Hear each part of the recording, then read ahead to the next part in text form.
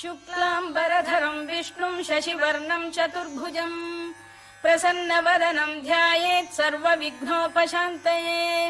व्यासं वसिष्ठनप्तारं शक्तेः पौत्रमकल्मषम् पराशरात्मजं वन्दे शुकतातं तपोनिधिम्। व्यासाय विष्णुरूपाय व्यासरूपाय विष्णवे नमो वै ब्रह्मनिधये वासिष्ठाय नमो नमः। अविकाराय शुद्धाय नित्याय परमात्मने सदैकरूपरूपाय विष्णवे सर्वजिष्णवे यस्य स्मरणमात्रेण जन्म संसारबन्धनात् विमुच्यते। नमस्तस्मै विष्णवे प्रभविष्णवे। ॐ नमो विष्णवे प्रभविष्णवे। श्रीवैशम्पायन उवाच श्रुत्वा धर्मानशेषेण पावनानि च सर्वशः युधिष्ठिरः शान्तनवं पुनरेवाभ्यभाषत। युधिष्ठिर उवाच किमेकं दैवतं लोके किं वाप्येकं परायणम् स्तुवन्तः कङ्कमर्चन्तः प्राप्नुयुर्मानवा शुभम्। को धर्मः सर्वधर्माणां भवतः परमो मतः किं जपन्मुच्यते जन्तुर्जन्म संसारबन्धनात्।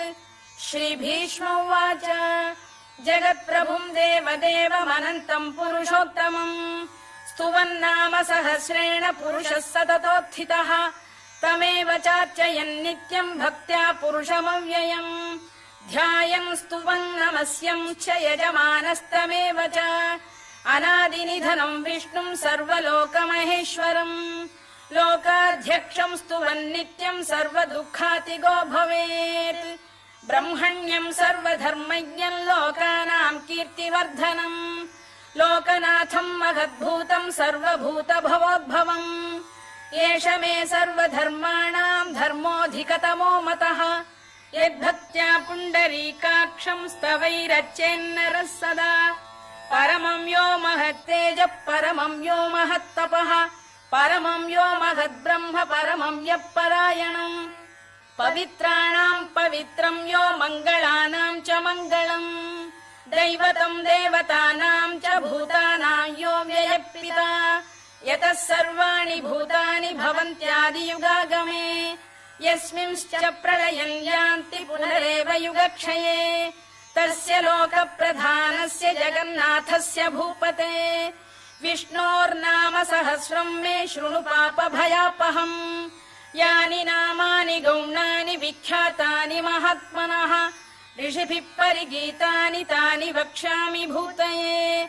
ऋषिर्नाम्नां सहस्रस्य वेदव्यासो महामुनिः छन्दोऽनुष्टुप् तथा देवो भगवान् देवकीसुतः अमृतांशुद्भवो बीजं शक्तिर्देवकी नन्दनः त्रिसामाहृदयं तस्य शान्त्यर्थे विनियुज्यते। विष्णुं जिष्णुं महाविष्णुं प्रभविष्णुं महेश्वरम् अनेकरूपदैत्यान्तं नमामि पुरुषोत्तमम्।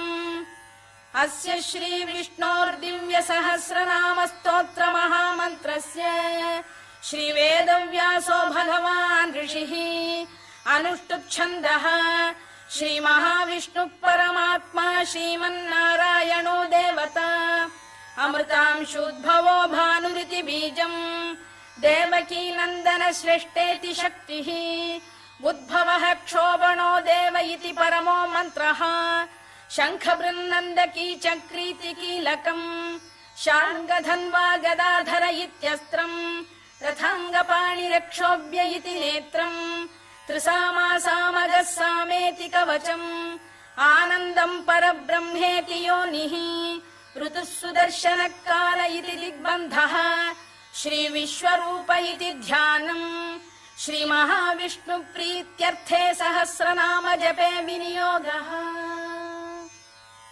ध्यानम् क्षीरोदन्वत्प्रदेशे शुचिमणिविलसत्सैकते मौक्तिकानाम् मालाक्लुप्तासनस्थस्फटिकमणिनिभैर्मौक्तिकैर्मण्डिताङ्गः शुभ्रैरभ्रैरदभ्रैरुपरि विरचितैर्मुक्तपीयूषवर्षैः आनन्दीन पुनीयादरिनलिन गदा शङ्खपाणिर्मुकुन्दः भूः पादौ यस्य नाभिर्वियदसुरनिलश्चन्द्रसूर्यौ च नेत्रे कर्णावाशा शिरोद्यौर्मुखमपि दहनो यस्य वास्तेयमब्धिः अन्तस्थम् यस्य विश्वम् सुरनरखगो भोगि गन्धर्व दैत्यैः चित्रम् रम्यते तम् त्रिभुवन वपुषम् विष्णुमीशम् नमामि। ॐ नमो भगवते वासुदेवाय।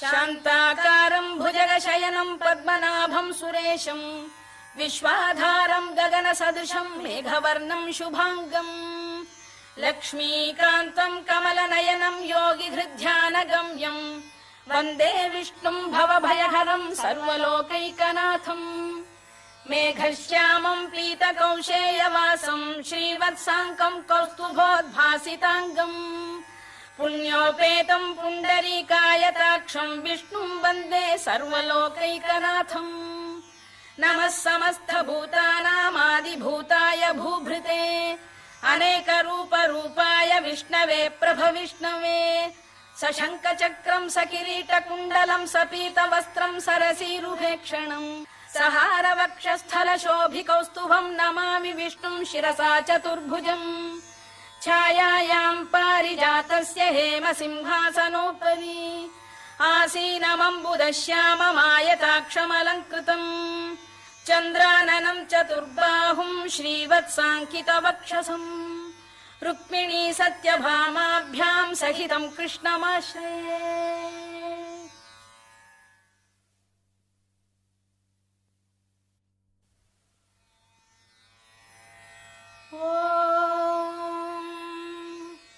विश्वम् विष्णुर्वषत्कारो भूतभव्य भवत्प्रभुः भूतकृद्भूतभृद्भावो भूतात्मा भूतभावनः भूतात्मा परमात्मा च मुक्तानाम् परमागतिः अव्ययः पुरुषः साक्षी क्षेत्रज्ञोऽक्षर एव च योगो योगविदाम् नेता प्रधानपुरुषेश्वरः नारसिंहवपुः श्रीमान् केशवः पुरुषोत्तमः सर्वः शर्वः शिवस्थाणुर्भूतादिर्निधिरव्ययः सम्भवो भावनो भर्ता प्रभवः प्रभुरीश्वरः स्वयम्भूः शम्भुरादित्यः पुष्कराक्षो महास्वनः अनादिनिधनो धाता विधाता धातुरुत्तमः अप्रमेयो ऋषिकेशः पद्मनाभोऽमरप्रभुः विश्वकर्मा मनुस्त्वष्टा स्थविष्ठस्थविरो ध्रुवः अग्राह्यः शाश्वतः कृष्णो लोहिताक्षप्रदर्दनः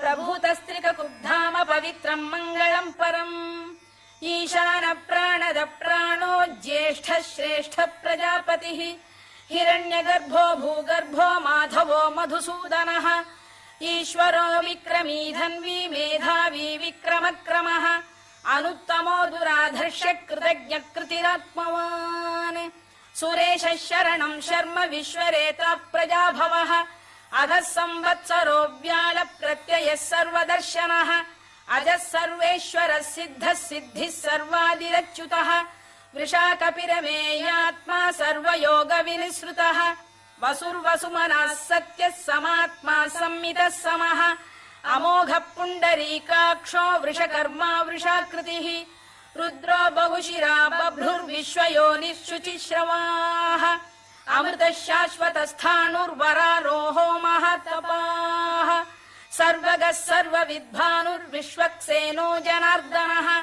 वेदो वेदविदव्यङ्गो वेदाङ्गो वेदवित्कविः लोकाध्यक्षः सुराध्यक्षो धर्माध्यक्षः कृताकृतः चतुरात्मा चतुर्व्यूहश्चतुर्दंष्टश्चतुर्भुजः भ्राजिष्णुर्भोजनम् भोक्ता सहिष्णुर्जगदादिजः अनघो विजयो जेता विश्वयोनिः पुनर्वसुः उपेन्द्रो वामनः प्रांशुरमोघः शुचिरूर्जितः अतीन्द्रः सङ्ग्रहः सर्गो धृतात्मा नियमो यमः वेद्यो वैद्यः सदा योगी वीरः माधवो मधुः अतीन्द्रियो महामायो महोत्साहो महाबलः महाबुद्धिर्महावीर्यो महाशक्तिर्महाद्युतिः अनिर्देश्य वपुः श्रीमान् अमे आत्मा महाधृधृत् महेश्वासो महीभर्ता श्रीनिवासः सताङ्गतिः अनिरुद्धः सुरानन्दो गोविन्दो गोविदाम्पतिः मरीचिर्दमनो हंसः सुपर्णो भुजगोत्तमः हिरण्यनाभः सुतपाः पद्मनाभः प्रजापतिः अमृत्युः सर्वदृक्सिंहः सन्धाता सन्धिमान् स्थिरः अजो दुर्मर्षणः शास्ता विश्रुतात्मा सुरारिः गुरुर्गुरुतमो धाम सत्यः सत्यपराक्रमः निमिषो निमिषस्रग्वी वाचस्पतिरुदारधीः अग्रणीर्ग्रामणी श्रीमान् न्यायो नेता समीरणः सहस्रमूर्धा विश्वात्मा सहस्राक्षः सहस्रपात् आवर्तनो निवृत्तात्मा संवृतः सम्प्रमर्दनः अधः संवर्तको वह्निरनिलो धरणीधरः सुप्रसाद प्रसन्नात्मा विश्वधृक् विश्वभुग् विभुः सत्कर्ता सत्कृतः साधुर्जह्नुर्नारायणो नरः असङ्ख्येयो प्रमेयात्मा विशिष्टः शिष्टकृच्छुचिः सिद्धार्थ सिद्ध संकल्पः सिद्धिदः सिद्धिसाधनः वृषाही वृषभो विष्णुर्वृषपर्वा वृषोदरः वर्धनो वर्धमानश्च विविक्तः श्रुतिसागरः सुभुजो दुर्धरो वाग्मी महेन्द्रो वसुदो वसुः नैकरूपो बृहद्रूपः शिपिविष्टप्रकाशनः ओजस्तेजोद्युतिधरः प्रकाश